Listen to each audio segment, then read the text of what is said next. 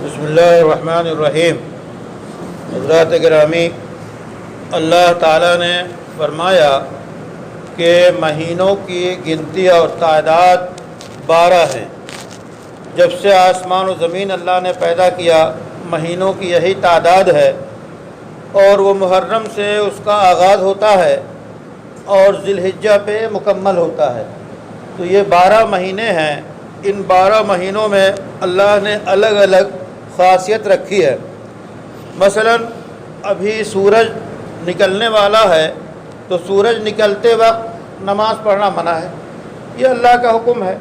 اسی طرح زوال کے وقت نماز پڑھنا منع ہے۔ ایسی سورج ڈوب رہا ہو تو اس وقت نماز پڑھنا منع ہے۔ تو گویا یہ 3 اوقات ایسے ہیں جس میں نماز جیسی عبادت اگر آپ کریں تو وہ گناہ ہے۔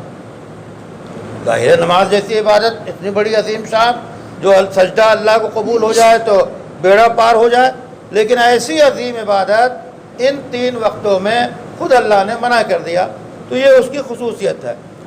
اسی طرح ماہ سال کے بارے میں آپ سنتے رہتے ہیں کہ رمضان کی جو فضیلت ہے، مختلف مہینوں کی فضیلت ہے۔ اسی میں سے ایک بات یہ ہے کہ بہت سے دور جاہلیت میں یہ لوگوں کا خیال تھا، یہ وہم تھا کہ سفر کا جو مہینہ ہے، جو یہ مہینہ چل رہا ہے، اس میں بدشگونی لیتے اور اس میں نحوست مانتے اور کوئی اچھا کام اس میں کرنے سے منع کرتے۔ تو رسول اللہ صلی اللہ علیہ وسلم نے باقاعدہ اس کی تردید فرمائی ایک حدیث میں، جس میں کئی حکم ہے۔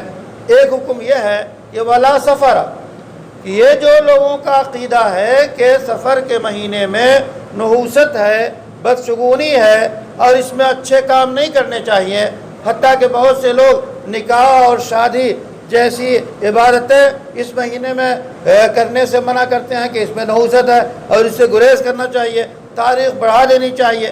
تو یہ جو عقیدہ ہے یہ غلط عقیدہ ہے، اس کی کوئی حیثیت نہیں ہے۔ خود رسول اللہ صلی اللہ علیہ وسلم نے صاف فرما دیا کہ ولا سفر، کہ سفر کے مہینے کے متعلق جو اس طرح کے توہمات اور خیالات لوگوں میں پائے جاتے ہیں وہ غلط ہے۔ سفر ایک مہینہ ہے، اور جیسے کہ اور مہینے ہیں، تو جیسا کہ سارے نیک کام اور مہینوں میں کیے جاتے ہیں، ایسے ہی سفر میں بھی اسے کرنا چاہیے، اور اس میں نحوست یا اس میں بدشگونی نہیں لینی چاہیے۔ اللہ تعالیٰ سے دعا ہے کہ ہمیں عقیدہ صحیح کرنے اور اس کے مطابق زندگی گزارنے اور عمل کرنے کی توفیق عطا فرمائے۔